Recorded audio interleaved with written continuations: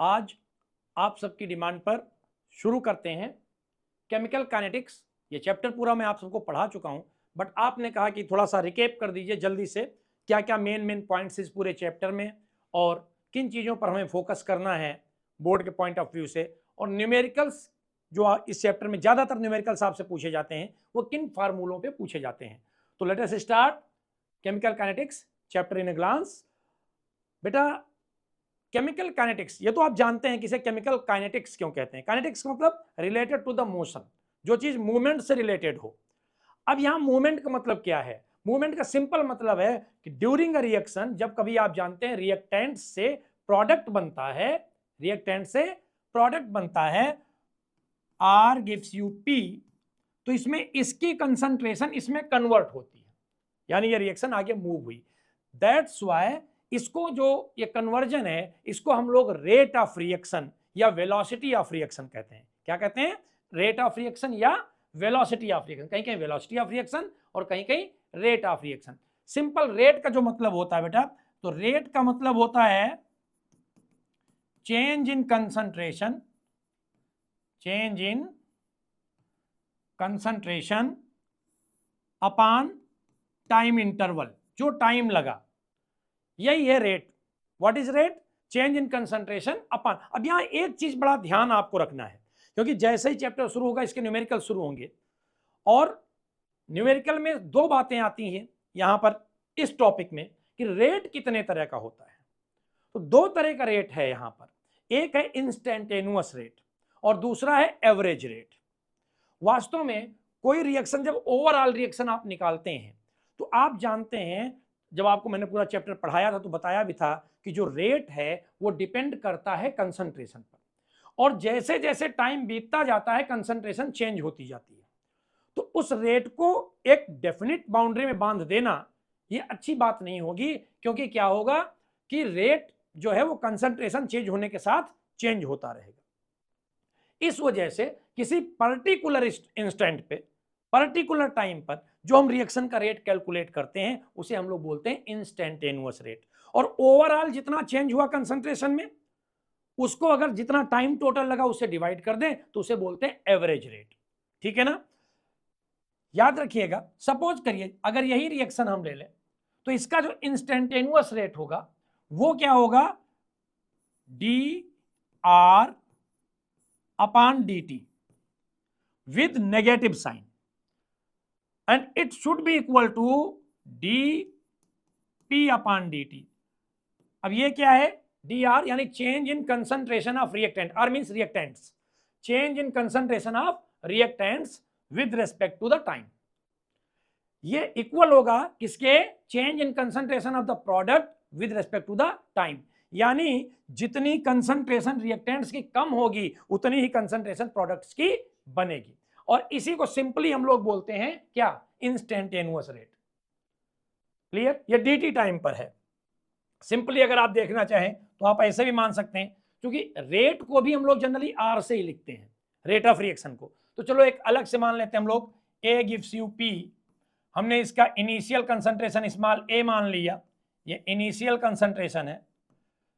Product की initial concentration हमेशा zero होती है, 11th में पढ़ा चुका हूं, कहां पर? केमिकल इक्विलिब्रियम और आयनिक इक्विलिब्रियम में प्रोडक्ट की इनिशियल कंसंट्रेशन जीरो होती है। अगर आफ्टर टी टाइम आप लें और ये a माइनस एक्स मान लें तो ये x हो जाएगा। उस कंडीशन में अगर आप आर ए निकालें, what is r a? R a is change rate of a, rate of a. तो इसको निकालेंगे कैसे? Change in concentration of a with respect to the time. अब ए की कंसंट्रेशन में चेंज कितना, चूंकि पहले पढ़ा चुका हूं, पूरा डिटेल में लिखवा चुका हूं, इसलिए जल्दी जल्दी थोड़ा इसको हम लोग कर रहे हैं। तो चेंज कैसा निकालेंगे? फाइनल कंसंट्रेशन माइनस इनिशियल, यानी R A will be equal to A minus X minus A upon T. A से A cancel, it is equal to minus X upon T. अगर आप आरपी के टर्म में देखें, rate of reaction of product के हिसाब से देखें, तो it will be equal to change in concentration in product means x minus zero upon T, so it is equal to x upon T. आप clearly देख सकते हैं ये दोनों x अपॉन टी सेम हैं, बस क्या अंतर है, ये नेगेटिव साइन है। नेगेटिव साइन का केवल याद रखिए, जब न्यूमेरिकल हम लोग करेंगे ना तो वहां इस नेगेटिव साइन का कोई बहुत बड़ा मतलब नहीं होता है, मगर फिजिकल अगर तौर पर देखें तो यहाँ नेगेटिव साइन केवल ये इंडिकेट करता है कि जैसे जैसे टाइम बढ़ेगा रिएक्टेंट्स की कंसंट्रेशन कम होगी, और प्रोडक्ट में चूंकि यहाँ पॉजिटिव है तो जैसे जैसे टाइम बढ़ेगा प्रोडक्ट की कंसंट्रेशन बढ़ेगी। क्लियर? ये तो हो गई बात। अब अगर आप चाहें इस x को अगर आप dx मान लें तो t क्या हो जाएगा, ऑब्वियस बात dt। dx क्या है, small change in concentration, dt क्या है, small time. So rate will be equal to, अगर आप RA के कंपेयर में लिखेंगे तो माइनस dx dt, और अगर RP के टर्म में लिखेंगे तो dx अपॉन dt। जनरली हम लोग रिएक्टेंट के टर्म में ही लेके चलते हैं। तो ये रेट ऑफ रिएक्शन की बात हो गई। आप लोगों को बताया था मैंने जो main factors rate of reaction को, बड़ा इंपॉर्टेंट पॉइंट है वो भी, कौन कौन से फैक्टर इसको अफेक्ट करते हैं। इनमें आपने देखा था, सबसे पहले हम लोगों ने देखा था कंसंट्रेशन। कंसंट्रेशन कैसे अफेक्ट करता है, कंसंट्रेशन बढ़ा देंगे रिएक्टेंट्स की तो नंबर ऑफ मॉलिक्यूल्स बढ़ जाएंगे, और नंबर ऑफ मॉलिक्यूल्स जब बढ़ जाएंगे तो उनके बीच का कोलिजन बढ़ जाएगा। कोलिजन थ्योरी पढ़ाई थी आप लोगों को, तो कोलिजन जब बढ़ेगा उनके बीच का तो इफेक्टिव कोलिजन भी बढ़ जाएंगे, प्रोडक्ट ज्यादा मिलने लगेगा, रेट ऑफ रिएक्शन बढ़ जाएगा। इट मींस ये लाइन याद रखिएगा, what, rate of reaction directly proportional to concentration. याद रखिएगा, ये एक बहुत जगह काम आएगा आपको। ये कंसंट्रेशन के डायरेक्टली प्रोपोर्शनल होता है rate of reaction.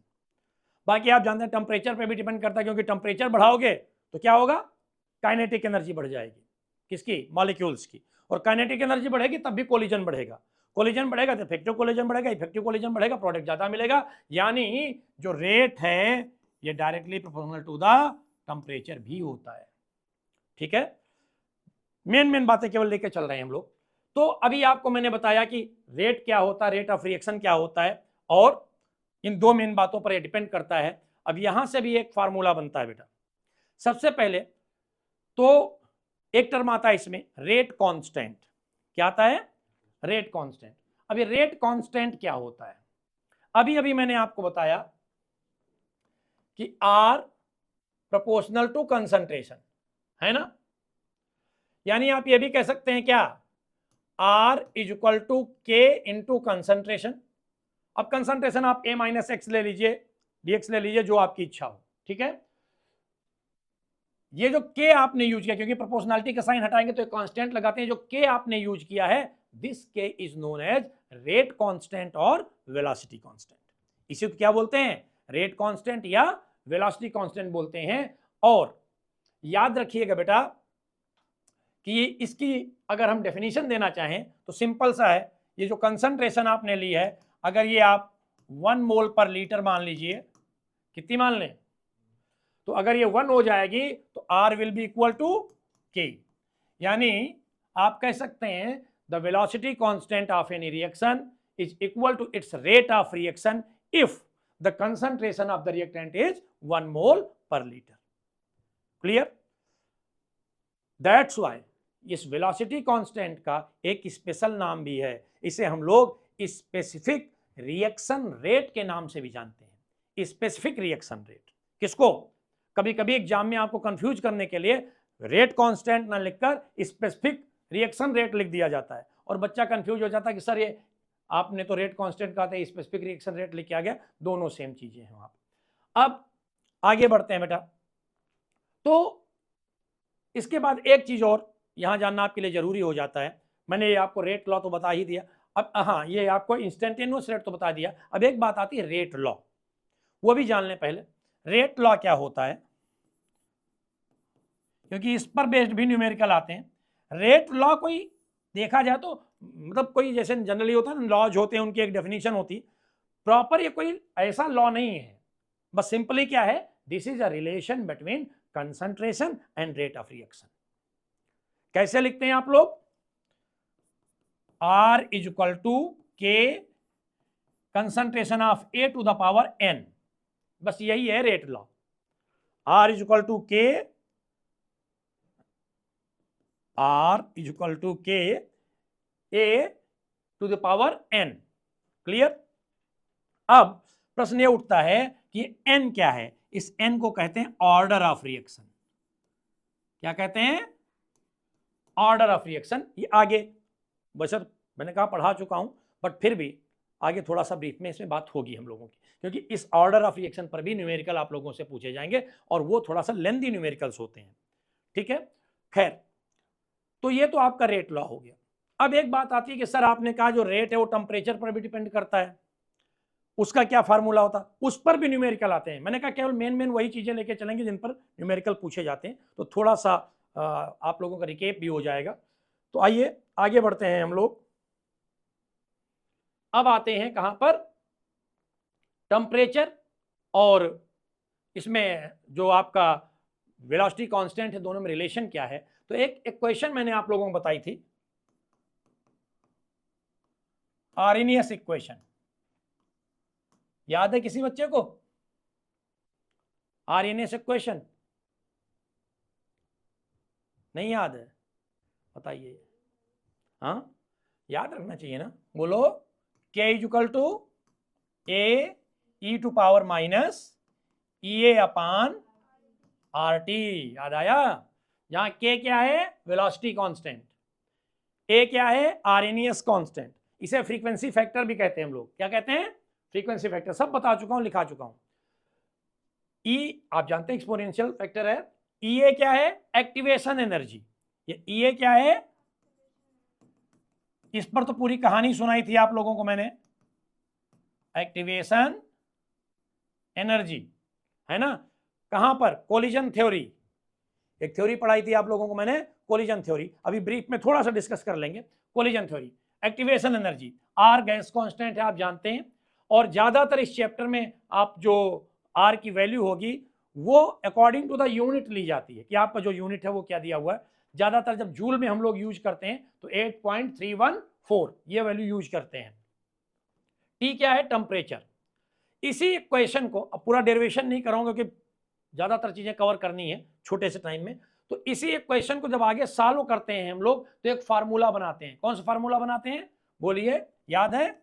log K2 upon K1 is equal to EA upon 2.303 और T2 माइनस T1 अपान T1 T2। इसी इक्वेशन से फार्मूला बन के आ गया है। बताया था कैसे आ गया? कुछ नहीं करना, दोनों साइड को लॉग ले लीजिए और सॉल्व कर लीजिए। दो इक्वेशन बनेगी, दोनों को डिवाइड कर दीजिएगा तो ये फार्मूला आपका आ जाएगा। अब यहां पर एक चीज बड़े ध्यान से सुनिएगा, जो चीज बता रहा हूं ये पॉइंट है, नोट करने लायक है। क्या? कई बार जब आपको क्वेश्चन दिया होगा उस क्वेश्चन में लॉग, कई बार तो K1 K2 दोनों अलग अलग दे दिए जाएंगे। K1 क्या है और K2 क्या है, दोनों अलग अलग गिवन होंगे। मगर कई बार वो कह देंगे कि कोई रिएक्शन है उसका रेट 3 टाइम्स इंक्रीज हो गया, ठीक है ना? तो ये जितने टाइम्स दिया होता है ना, इतने टाइम बढ़ गया या इतने टाइम वो हो गया, वही K2 अपान K1 होता है। ठीक है? अगर 3 टाइम्स तो log 3 आ जाएगा। और याद रखिएगा इनका बेस 10, इतना तो जानते होंगे आप लोग, क्योंकि यहां पर 2.303 से आप मल्टीप्लाई कर चुके हैं। तो जो बेस E है वो काहे में? बेस 10 में। सिंपली मैथ वाले बच्चे जानते होंगे, जो log बेस E होता है, जिसको आप लोग ln भी कहते हैं, है ना? इसको जब बेस 10 में करके, कि जितनी भी लॉग टेबल आपको दी है वो लॉग टेबल किस बेस पे है? बेस 10 पे। तो इसको 2.303 से मल्टीप्लाई कर देते हैं आप लोग, तो ये बेस 10 में बदल जाता है। अब एक ये फार्मूला हो गया आपका, इस पर बेस्ड न्यूमेरिकल भी आप लोगों से पूछे जाते हैं निश्चित तौर पर। ठीक है, आगे आएंगे क्वेश्चंस, बताऊंगा भी आपको। ये आपकी आरएनए से क्वेश्चन हो गई। और अब बात आई कि थोड़ी सी सर बात कर लीजिए इन ब्रीफ, किसकी? कोलिजन थ्योरी की। तो मैंने बताया था कि रिएक्शन क्या है? Reaction is the formation of product through reactants, by the reaction of reactants. जब रिएक्टेंट्स आपस में इंटरैक्ट करते हैं तो जो कुछ बनता है उसे हम लोग क्या कहते हैं? बोलिए, रिएक्शन कहते हैं। जो बनता है उसे प्रोडक्ट, और इस ओवरऑल प्रोसेस को क्या कहते हैं? रिएक्शन कहते हैं। यानी रिएक्शन तभी मानी जाएगी जब कुछ प्रोडक्ट ऑब्टेन्ड हो। Until you get the product, तब तक रिएक्शन नहीं हो रही है। रिएक्शन तभी हो रही है, तभी मानी जाएगी जब प्रोडक्ट भी बन रहा हो। अब प्रोडक्ट बनने के लिए ध्यान रखिएगा, दो बैरियर बताए थे आप लोगों को मैंने, कौन कौन से। पहला कंडीशन क्या है, प्रोडक्ट बनेगा कैसे, तो प्रोडक्ट बनने का बेटा तरीका यह होता है कि जो मॉलिक्यूल्स होते हैं वो आपस में कोलाइड करते हैं। जब तक वो कोलिजन नहीं करेंगे, टक्कर नहीं करेंगे, तब तक प्रोडक्ट नहीं बनने वाला। ठीक है ना। प्रोडक्ट कब बनेगा, जब मॉलिक्यूल्स आपस में एक दूसरे से टकराएंगे, कोलिजन करेंगे। अब समस्या इस बात की है कि ड्यूरिंग अ रिएक्शन, है ना, हाँ हाँ आप लोग हंसते रहिए क्योंकि आप लोग, समस्या क्या है, पढ़ाओ केमिस्ट्री और चले जाते हैं बायो में। जब तक मैंने कहा कि कोलिजन होने से ही प्रोडक्ट नहीं मिलेगा, बिल्कुल इफेक्टिव कोलिजन होना चाहिए। क्या होना चाहिए, इफेक्टिव कोलिजन होना चाहिए। जब तक इफेक्टिव कोलिजन नहीं होगा तब तक प्रोडक्ट। अब इफेक्टिव कोलिजन के लिए क्या कंडीशन है, आप आए, शिवम जी आ गए कि सर हमने तो कोलिजन किया मगर कोलिजन करने के बाद भी प्रोडक्ट नहीं मिला।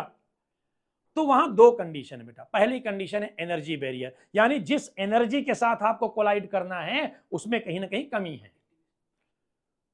आपके पास जितनी नॉर्मल एनर्जी है उससे काम नहीं चल रहा है, कुछ ना कुछ एनर्जी आपके पास, सिंपल लैंग्वेज में कुछ ना कुछ एनर्जी आपके पास ज्यादा होनी चाहिए। ये जो ज्यादा एनर्जी है ना, इसी को हम लोग कहते हैं एक्टिवेशन एनर्जी। सपोज कर लीजिए कि प्रोडक्ट बनाने के लिए आपको 13 किलो जूल पर मोल की जरूरत है और आपके पास है कितनी, 10 किलो जूल पर मोल आपके पास एनर्जी है। ठीक है, तो ये तो आपकी नॉर्मल एनर्जी हो गई 10 किलो जूल पर मोल।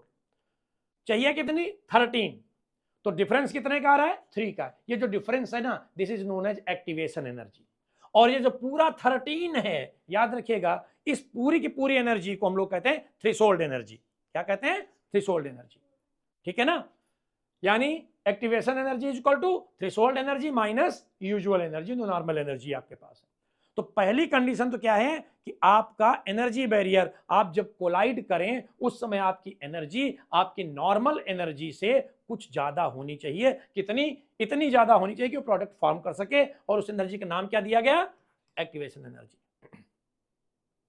दूसरा बैरियर भी बताया था मैंने, कौन सा, ओरिएंटेशन बैरियर, कि आप विद एनर्जी, जितनी एनर्जी जरूरत है उससे ज्यादा एनर्जी से आप कोलाइड कर रहे हैं बट फिर भी प्रोडक्ट नहीं मिल रहा है, तो वहां पर प्रॉपर ओरिएंटेशन नहीं है, यानी जो कोलिजन हो रहा है वो जिस पोस्चर में होना चाहिए वो नहीं हो रहा।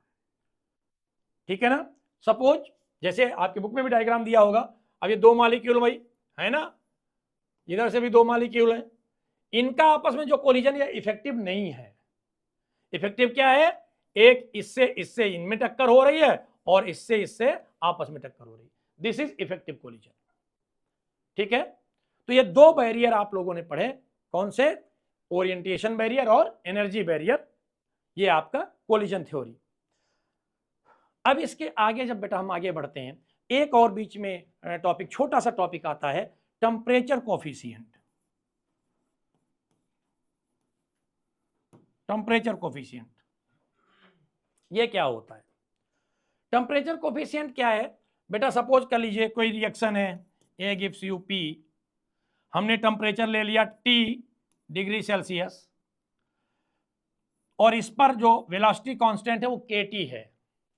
ठीक है ना, हमने 10 डिग्री सेल्सियस टेम्परेचर इंक्रीज कर दिया, ध्यान रखिएगा 10 डिग्री सेल्सियस क्या किया है, ये हाँ ये 10 का ही मल्टीपल लिया जाता है। ठीक है, तो 10 डिग्री सेल्सियस टेम्परेचर हमने इंक्रीज कर दिया और अब जो हमारा टेम्परेचर ये वेलोसिटी कांस्टेंट है ये KT + 10 हो गया।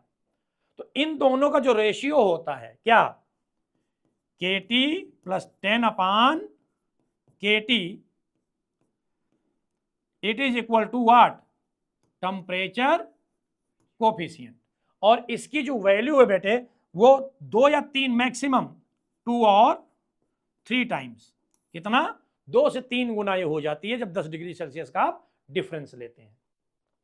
याद रखिएगा मैंने अभी भी क्या कहा, 10 डिग्री सेल्सियस का डिफरेंस, जरूरी नहीं है कि 10 डिग्री बढ़ाना ही है, कम भी हो सकता है। जैसे एक न्यूमेरिकल एक बार पूछा गया एग्जाम में, एक वो बड़ा सोचा जाए तो बड़ा मजेदार क्वेश्चन है, और जरा सा दिमाग लगाना है। यह क्वेश्चन है कि कोई एक आदमी है, उसके पास एक अंडा है, वो जब उसे बॉयल करता है तो 100 डिग्री सेल्सियस जब टेम्परेचर रहता है तो ये बॉयल हो जाता है 3 मिनट्स में। क्वेश्चन ध्यान सुनिएगा, एक एग है, it boils in 3 minutes at 100 degree Celsius temperature. अब उस बंदे की इच्छा हो गई कि भाई चलो गर्मी का मौसम, हम चलेंगे पहाड़ों पे घूमने चलेंगे, और वो अंडा साथ में ले गया, और अंडा लेके जब पहाड़ पे पहुंचा तो टेम्परेचर वहां कम था, 90 डिग्री पर ही ये अंडा बॉयल हो गया, मगर बॉयल होने में जो टाइम लगा वो 300 सेकेंड लगे। कितना? 300 सेकेंड। श्री बालाजी पब्लिकेशन की जो बुक है उसमें क्वेश्चन दिया हुआ है। तो अब उन्होंने कहा टेम्परेचर कोफिशिएंट बताइए आप। बच्चा क्या करता है, इस 300 सेकेंड को भी वो मिनट में कन्वर्ट कर लेता है, it is equal to 5 minute. 300 second मतलब 5 मिनट, है ना। वो कहता है कि सर आपने बताया है कि KT + 10 अपान KT, यही ना। तो कहता है अगर हम इसको KT ले लें 90 को, तो KT + 10 क्या हो जाएगा? 100 हो जाएगा, है ना। और इन दोनों की वैल्यू को क्या करेंगे, आपस में डिवाइड कर देंगे, कितना आ जाएगा? अगर इस फार्मूले का यूज करें आप यहां पर, तो आपके हिसाब से KT + 10 की वैल्यू कितनी है? 100 डिग्री सेल्सियस, क्योंकि KT आपने क्या लिया है? 90 डिग्री सेल्सियस। और उस हिसाब से जब आप इसको सॉल्व करेंगे तो KT + 10 अपान KT करेंगे, वैल्यू क्या है? KT + 10 पे वैल्यू कितनी दी है, बोलो? 3 मिनट, और अपान 5 मिनट 0.6, यही आंसर आ जाएगा। नहीं, ये गलत है, दिस इज रॉन्ग। आपका आंसर सही तो किया आपने, यही फार्मूला लिखा है KT + 10 अपान KT। अब आपको वहां वो बात याद करनी है जो मैंने भी थ्योरी में बोली, क्या? At the difference of 10 degree Celsius. क्या करना है? अभी अभी मैंने बताया था 2 मिनट पहले, क्या कि ये जरूरी नहीं कि टेम्परेचर बढ़े ही, घट भी सकता है, और यहां पर यही हो रहा है, यानी हर कीमत KT यही रहेगा, क्या? 100 डिग्री, और ये KT + 10 की जगह क्या हो जाएगा, बोलो? KT - 10 हो जाएगा। तो अब इसको सॉल्व कर लोगे कि नहीं? क्या हो जाएगा? KT - 10 अपान KT, तो क्या हो जाएगा? 5/3, 1.66, यही आंसर आ जाएगा। ध्यान रखिएगा, बहुत छोटा सा क्वेश्चन है, एक लाइन का, मगर बच्चा क्योंकि उसके दिमाग में KT + 10 चलता है, तो न्यूमेरिकल जो आपका लिखा हुआ है उस पर फार्मूला अप्लाई करने से पहले उस फार्मूले की थ्योरी जानना जरूरी है, नहीं तो फिर गड़बड़ी कराओगे और ये आपको आता हुआ नंबर भी कट जाएगा। तो ये तो बात हो गई किसकी? टेम्परेचर कोफिशिएंट की, और साथ में मैंने एक्टिवेशन एनर्जी की बात की, RNA इक्वेशन की बात की, ये आपका फार्मूला जिस पर आपसे न्यूमेरिकल पूछा जाता है इसकी बात की। लगभग आपका आधा चैप्टर हम लोगों ने इसमें डिस्कस कर लिया। अब इसके बाद मेन 2 ही बातें रह जाती हैं इस चैप्टर में, मॉलिक्यूलरिटी और ऑर्डर ऑफ रिएक्शन। मॉलिक्यूलरिटी क्या होती है? What is molecularity? The number of molecules, listen seriously, the number of molecules of the reactants taking part in rate determination step, taking part in, इसके आगे numerical कराने हैं, अगला page तो उसका होगा, न्यूमेरिकल का है, मैं इसके आगे वाला एक पेज ले लेता हूं, ऐड कर लेता हूं इस पे, है ना, ये न्यूमेरिकल भी कर लेंगे। तो मैंने क्या कहा कि मॉलिक्यूलरिटी क्या है? Number of molecules of reactants taking part कहां पर? in rate determination step। बिल्कुल, वेरी गुड। ये रेट डिटर्मिनेशन स्टेप क्या है? ये इसी को हम लोग कहते हैं स्लोएस्ट स्टेप। यानी ध्यान रखिएगा, अगर रिएक्शन एक ही स्टेप में हो रही है तो कोई मतलब ही नहीं इसका, तो एक ही में जब हो जा रही तो वही स्टेप उसमें मॉलिक्यूलरिटी हम लोग काउंट कर लेंगे। बट अगर रिएक्शन एक स्टेप से ज्यादा हो रही है तो वहां ध्यान रखना पड़ेगा। जैसे आप लोगों ने SN2 रिएक्शन की है ना, SN2 रिएक्शन में क्या होता है, पहला स्टेप स्लो होता है जिसमें न्यूक्लियोफाइल अटैक करता है बैकवर्ड डायरेक्शन से जाके, वो स्लो स्टेप है। उसके बाद जैसे ही इंटरमीडिएट कंपाउंड बनता है, जिसे आप लोग ट्रांजिशन स्टेट कहते हैं, जैसे ही वो आती है रिएक्शन फास्ट हो जाती है।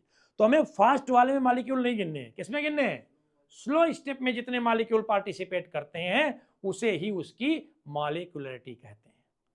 क्लियर? मॉलिक्यूलरिटी अभी तक जो बताई गई बेटा वो मैक्सिमम 3 तक बताई गई है। कहां तक? 3। यूनिमॉलिक्यूलर, कौन कौन सी? यूनिमॉलिक्यूलर, हाँ वेरी गुड, बाइमॉलिक्यूलर और ट्राइमॉलिक्यूलर, या इसी को हम लोग टरमॉलिक्यूलर भी कहते हैं। ट्राइमॉलिक्यूलर या टरमॉलिक्यूलर, टर मींस टर्शियरी 3। इससे ज्यादा मॉलिक्यूलरिटी अभी तक बताई नहीं गई है। यूनिमॉलिक्यूलर में केवल मैंने कहा एक मॉलिक्यूल पार्टिसिपेट कर गया, SN1 रिएक्शन पढ़ी आप लोगों ने, जो स्लोएस्ट स्टेप होगा उसमें केवल एक मॉलिक्यूल पार्टिसिपेट करता है। बाइमॉलिक्यूलर में 2 मॉलिक्यूल पार्टिसिपेट करेंगे स्लोएस्ट स्टेप में, हाँ SN2 जैसे मैंने आपको बताया, और ट्राइमॉलिक्यूलर में 3 मॉलिक्यूल। अब प्रश्न यहां उठता है, even trimolecular reaction these are very rare, और ट्राई से ज्यादा तो मॉलिक्यूलरिटी अभी तक लोगों को पता नहीं चली भाई। ऐसा क्यों? What is the reason? क्या कारण हो सकता है? यूनिमॉलिक्यूलर खूब है, बायोमॉलिक्यूलर खूब है ना, बायोमॉलिक्यूलर तो बहुत ही ज्यादा है, ट्राई वाली ही कम है। कारण है उसका कि ट्राई मॉलिक्यूलर का मतलब हुआ एट अ सर्टेन टाइम, एक फिक्स टाइम पर 3 मॉलिक्यूल्स के बीच में इफेक्टिव कोलिजन हो। ऐसा कोलिजन हो, जो इफेक्टिव कोलिजन हो रहा है वो कितनों के बीच में हो? 3 के बीच में हो। तो इसके लिए एक तो बहुत हाई एनर्जी चाहिए होती है और प्रॉपर ओरिएंटेशन मिलना भी बहुत मुश्किल होता है। इसीलिए ट्राई मॉलिक्यूलर रिएक्शन ही बहुत कम है, और ट्राई से ज्यादा तो अभी तक पॉसिबल नहीं हुई है कि at a fix point at a given time interval 4 या 4 से ज्यादा या 3 से ज्यादा मॉलिक्यूल एक साथ इफेक्टिव कोलिजन कर पाए। ठीक है, यह बात हो गई मॉलिक्यूलरिटी की। डेफिनेशन भी मैंने आपको बता दिया। अब यहां से बात आ जाती है रेट ऑफ रिएक्शन की। अब रेट ऑफ रिएक्शन है बेटा, sorry order of reaction, order of reaction, rate of reaction तो बात हो चुकी है। ऑर्डर ऑफ रिएक्शन क्या है भाई?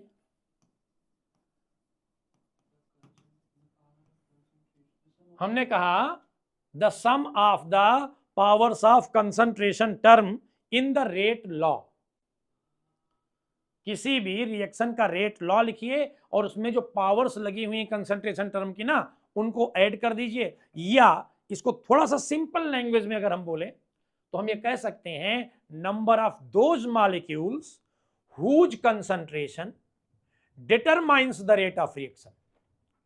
Number of those molecules whose concentration determines the rate of reaction is called order of reaction. Suppose कर लीजिए AA plus BB gives you product, ठीक है ना, आपको समझाने के लिए। जाहिर सी बात है अगर हम केमिकल काइनेटिक्स पढ़ रहे होते या 11th में 11th में केमिकल इक्विलिब्रियम पढ़ रहे होते या आयनिक इक्विलिब्रियम पढ़ रहे होते तो वहां हम लोग क्या करते हैं, R, वहां एक आप लोगों ने लॉ पढ़ा था, कौन सा याद है किसी को? लॉ ऑफ मास एक्शन पढ़ा था ना 11th में, law of mass action. Law of mass action क्या कहता है? वो कहता है R proportional to A to power A B to power, the rate of reaction is directly proportional to the active mass. इसी को हम लोग एक्टिव मास भी कहते हैं, है ना, या इसी को हम लोग एक्टिव मास यानी मोलर कंसंट्रेशन, मोलर कंसंट्रेशन यानी मोलारिटी, मोलारिटी यानी number of moles of solute present पर लीटर ऑफ द सॉल्यूशन। ठीक है, अच्छा भाई, यहां पर अब एक बात बच्चे के दिमाग में तुरंत आती है कि सर अभी अभी आपने बताया कि जितने मॉलिक्यूल ये हैं ए और बी के, ऑब्वियस सी बात कोलाइड तो करेंगे, क्या ये सारे के सारे मॉलिक्यूल एकदम से प्रोडक्ट में कन्वर्ट हो जाएंगे? ऐसा नॉर्मली पॉसिबल नहीं है। तो हमने मान लिया कि इसमें M और इसमें से N ये क्या है, ये इफेक्टिव मॉलिक्यूल है, या एक्टिव मॉलिक्यूल जिन्हें कहते हैं, क्या कहते हैं, एक्टिव मॉलिक्यूल।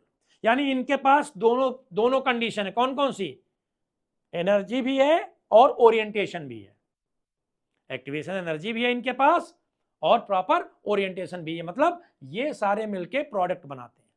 तो उस कंडीशन में जो रेट है it will be equal to K A to power M and B to power N.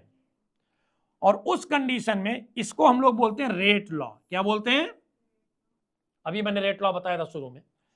तो जो ऑर्डर ऑफ रिएक्शन है ये क्या हो जाएगा, m plus N, m plus N. अब ये ऑर्डर ऑफ रिएक्शन कितने तरह का हो सकता है भाई, बेटा इसके कई सारे पार्ट्स हो सकते हैं। कौन कौन से, थोड़ा थोड़ा देख लें शॉर्ट में। जीरो ऑर्डर रिएक्शन, फिर फर्स्ट ऑर्डर रिएक्शन, फिर सेकेंड ऑर्डर रिएक्शन, फिर थर्ड ऑर्डर रिएक्शन, फिर फ्रैक्शनल भी हो सकता है, ध्यान रखिएगा, फ्रैक्शनल ऑर्डर। आप लोगों से यूजुअल एक क्वेश्चन पूछा जाता है, differentiate between molecularity and order of reaction. Molecularity और ऑर्डर ऑफ रिएक्शन में डिफरेंस बताइए। तो याद रखिएगा, मॉलिक्यूलरिटी जीरो नहीं होती, ऑर्डर ऑफ रिएक्शन जीरो हो सकता है, ठीक है ना, क्योंकि मॉलिक्यूलरिटी जीरो होने का मतलब क्या हुआ कि मॉलिक्यूल ही नहीं कोई, और जब मॉलिक्यूल ही नहीं तो रिएक्शन कहां से होगी। दूसरी चीज ये फ्रैक्शनल हो सकता है, क्या, order of reaction, molecularity fractional नहीं होती। बाकी डेफिनेशन मैंने दोनों को बताई, क्या कि ये क्या है, स्लो सिस्टम में जितने मॉलिक्यूल पार्टिसिपेट करें, और ये क्या है, जिनकी कंसंट्रेशन रिएक्शन के रेट को डिटरमाइन करे, वो है ऑर्डर ऑफ रिएक्शन, ठीक है। अब इनमें से बेटा जीरो ऑर्डर, फर्स्ट ऑर्डर, इनके लिए आप लोगों से न्यूमेरिकल बहुत पूछे जाते हैं, और इनमें स्पेशली इनका जो वेलोसिटी कांस्टेंट है उसके लिए आप लोगों को एक्सप्रेशन बनाना होता है। बतवाए भी होंगे मैंने आप लोगों को कि जीरो ऑर्डर रिएक्शन के लिए के की। और एक चीज याद रखिएगा, एक बात और यहां बता दूं, थोड़ा सा एक पेज और ले लिया जाता है, क्या, जैसे इस बच्चे ने पूछ लिया कि सर जीरो ऑर्डर रिएक्शन के लिए यूनिट क्या होगा, फर्स्ट ऑर्डर के लिए यूनिट क्या होगा, के का यूनिट। कई बार आप लोगों से, देखो ऑर्डर ऑफ रिएक्शन नॉर्मली तो रिएक्शन केवल लिखी हो तो उसे देख के बताना असंभव है लगभग। हाँ, अगर यूनिट दिया हुआ है कि इसका यूनिट के का यूनिट, तो उस यूनिट को देख के आप ऑर्डर को डिटरमाइन कर सकते हैं। कैसे, जीरो ऑर्डर रिएक्शन क्या होती है, आर, डायरेक्ट लिखे दे रहा हूं, या चलो प्रोपोर्शनलिटी लगा लो, R proportional A to power zero, ये तो जीरो ऑर्डर रिएक्शन है। यानी those reactions in which rate of reaction is independent upon the concentration of the reactant. Reactant के कंसंट्रेशन से उसका कोई लेना देना, याद करिए पढ़ाते समय मैंने बताया था कि जो reaction surface of the catalyst होती हैं, कहां पर, surface of the zero order reaction, ठीक है। तो उस कंडीशन में अगर इसको आप आगे सॉल्व करें, बोलिए dx dt is equal to K A to power zero. अब आप चाहें तो यहां माइनस dx dt भी लिख सकते हैं, मुझे कोई आपत्ति नहीं, हमें केवल k का यूनिट चाहिए। इसकी वैल्यू तो आप जानते हैं 1 होती है, किसी भी चीज की पावर अगर जीरो हो जाए तो उसकी यूनिट क्या होती है, 1 होती है। तो k की यूनिट क्या हो जाएगी, k की यूनिट वही होगी जो dx अपॉन dt की यूनिट होगी। किसके लिए, फॉर व्हाट, बोलो, जीरो ऑर्डर के लिए। किसके लिए, तो क्या होगा बोलो, k के unit, k is equal to dx क्या है, चेंज इन कंसंट्रेशन, और कंसंट्रेशन की यूनिट क्या होती है बोलो, मोल अपान, ठीक है। LIT लिख दे रहा हूं, वैसे तो L से लिखते हैं, आप लोग जानते हैं, फिजिक्स वाले सर ने पढ़ाया होगा आप लोगों ने, डायमेंशन एनालिसिस, खैर। और dt क्या है भैया, सेकेंड वैसे तो इस चैप्टर में यूनिट चेंज करना भी चाहिए, भी नहीं चेंज करना, जो आपको दिया है क्वेश्चन में वही यूनिट रखिए। क्यों? अगर टाइम है तो टाइम ही रखिए, क्योंकि वो सेकंड भी हो सकता है, मिनट भी हो सकता है, और भी हो सकता है, डे भी हो सकता है, ईयर भी हो सकता है, कुछ भी हो सकता है। फिर भी इन जनरल से टाइम का यूनिट क्या होता है? सेकंड होता है। तो जीरो ऑर्डर रिएक्शन के लिए, फॉर जीरो ऑर्डर, के का यूनिट क्या आया बोलो? Mole litre inverse. अगर किसी भी रिएक्शन में के का यूनिट ये लिखा हुआ है तो आप क्या कहेंगे? वो किस ऑर्डर की रिएक्शन है? Zero order. ठीक है। और इसके लिए फार्मूला आप लोगों ने टी हाफ का भी फार्मूला बनाया होगा, हैं? ए अपान 2k करके। ठीक है, उसकी जरूरत जहां पड़ेगी वो भी देख लेंगे। हाफ लाइफ क्या होती पहले ये भी बता दूं आपको, पहले इसके आप लोग सबके अलग अलग यूनिट देख लीजिए। अब अगर आपको फर्स्ट ऑर्डर के लिए करना है, किसके लिए, तो डायरेक्ट लिख लीजिए dx upon dt is equal to K A to power 1, यही होगा ना फर्स्ट ऑर्डर के लिए। अब इनके एग्जाम्पल आप लोग बता चुका हूं ऑलरेडी। जीरो ऑर्डर का एग्जाम्पल क्या है मैंने अभी भी बताया, सरफेस ऑफ द कैटलिस्ट जो रिएक्शंस होती हैं, है ना, चाहे वो हाइड्रोजन पेरोक्साइड का डिकम्पोजिशन हाइड्रोजन आयोडाइड का हो, 2HI gives you H2 + I2, मैंने वो भी बताई थी आपको रिएक्शन। फर्स्ट ऑर्डर रिएक्शन जो हैं उनमें जैसे अमोनियम सल्फेट है, सॉरी अमोनियम नाइट्राइट है, NH4NO2, है ना, या आपने जितनी भी, हाँ एक बात और याद रखिएगा, जितनी भी ज़्यादातर रेडियो एक्टिव रिएक्शन होती हैं, न्यूक्लियर फिजन फ्यूजन वाली, वो सब फर्स्ट ऑर्डर रिएक्शन होती हैं। ठीक है, और इसमें जो के का यूनिट है वो क्या निकल के आएगा बताइए? ये तो हो गया बेटा मोल लीटर इंटू सेकेंड, और ये हो गया के, और ये भी तो कंसंट्रेशन ही लिखी हुई है, तो इसकी भी यूनिट क्या होगी? Mole upon litre. ये कैंसिल, तो के की यूनिट क्या आ गई बोलो? हाँ, अब एक बात याद रखिएगा, क्या क्या याद रखना है?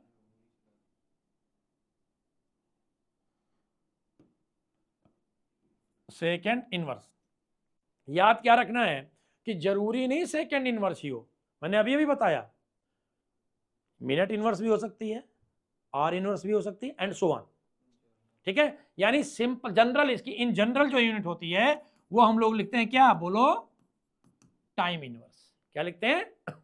Time inverse. अच्छा, सेकेंड ऑर्डर के लिए निकाल लोगे कि नहीं बोलो? dx dt is equal to K A to power 2 हो जाएगा, है ना। ए टू पावर 2 लिख सकते हो या ए इंटू बी लिख सकते हो, दो मालिक्यूल भी हो सकते हैं, है ना। क्या यूनिट होगी? Mole upon litre into second is equal to K mole upon litre. Square को चलो हम 2 बार लिख देते हैं, कोई दिक्कत? ये कैंसिल। अब बताओ क्या आ जाएगा? 1 अपान second is equal to K mole upon litre, यही आएगा ना। तो यूनिट क्या हो जाएगी के की बोलो? ये क्रॉस मल्टीप्लाई कर दो भाई, तो क्या हो जाएगा? लीटर तो ऊपर चला जाएगा, मोल की पावर -1, क्या आएगा? मोल की पावर -1, फिर लीटर और इंटू बोलो सेकेंड की पावर -1, यानी mole inverse litre second inverse. किसका यूनिट आ गया? Second order. ऐसे ही थर्ड ऑर्डर का निकाल लोगे। क्लियर? अब एक फार्मूला और बस चलते चलते, क्योंकि काफी लंबा वीडियो हो गया, लगभग रिकैप कर भी लिया हम लोगों ने।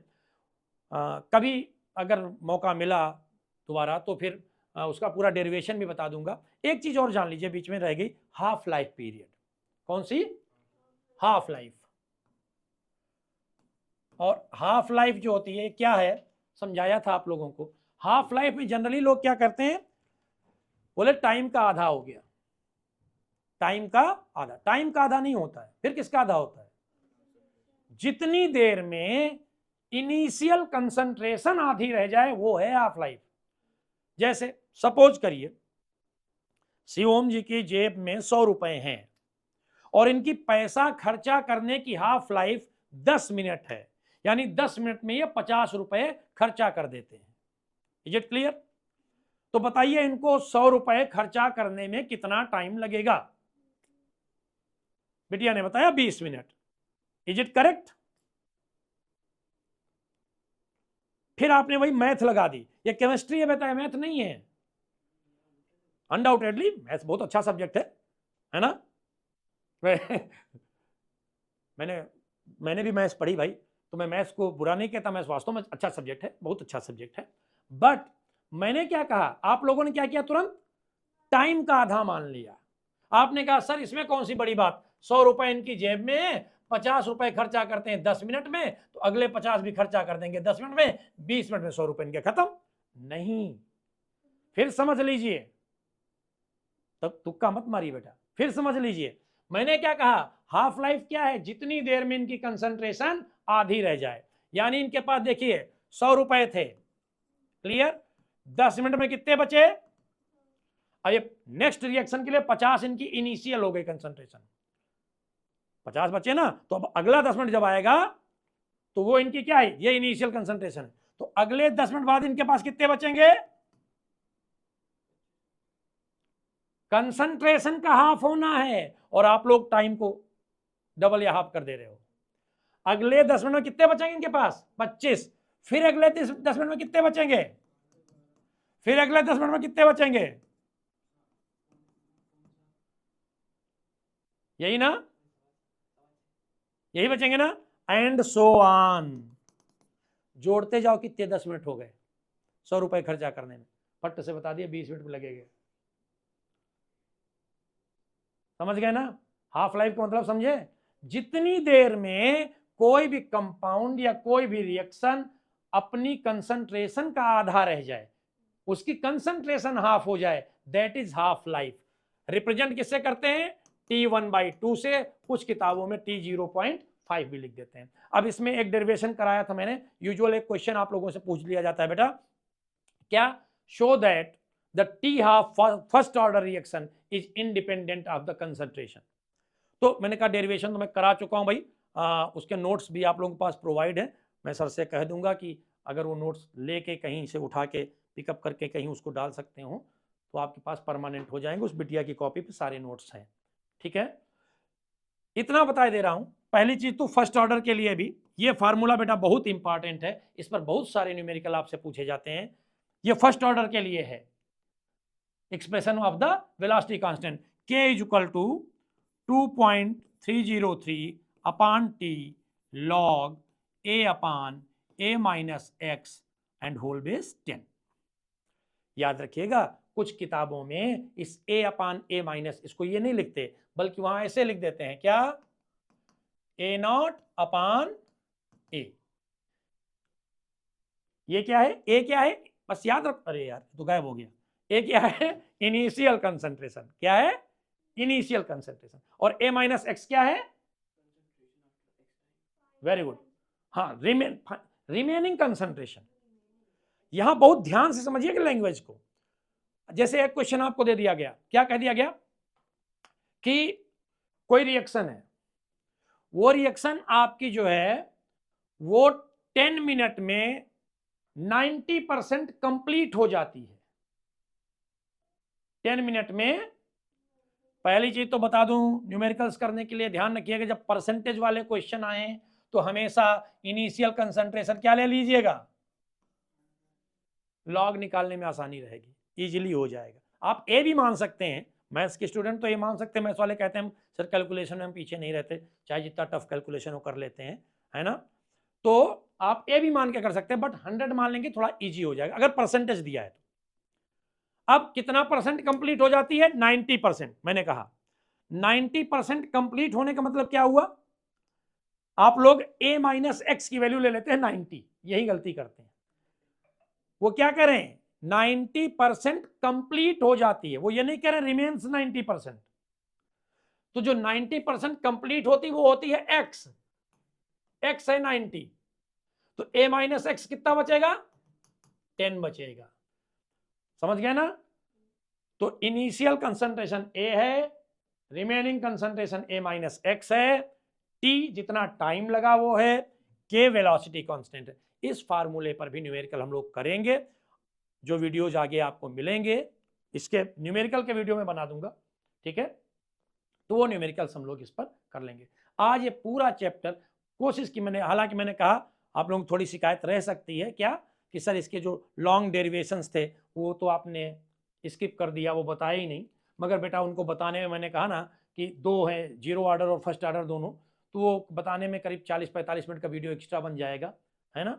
फिलहाल जो मेन फार्मूले हैं जितने हैं वो हम लोगों ने इस चैप्टर में इंक्लूड कर लिए हैं, इस पर बेस्ड क्वेश्चन भी हम लोग करेंगे, मगर अब समय की अपनी एक सीमा होती है और ये समय हम लोगों से कहता है कि इस वीडियो में हम आज आपसे विदा ले लें, फिर अगले वीडियो में जल्दी ही, I hope so next turn पे जब न्यूमेरिकल्स हम लोग करेंगे तो यूनाइटेड लर्निंग के इसी प्लेटफॉर्म में विपिन सर के साथ मिलेंगे आप लोगों से न्यूमेरिकल्स के साथ।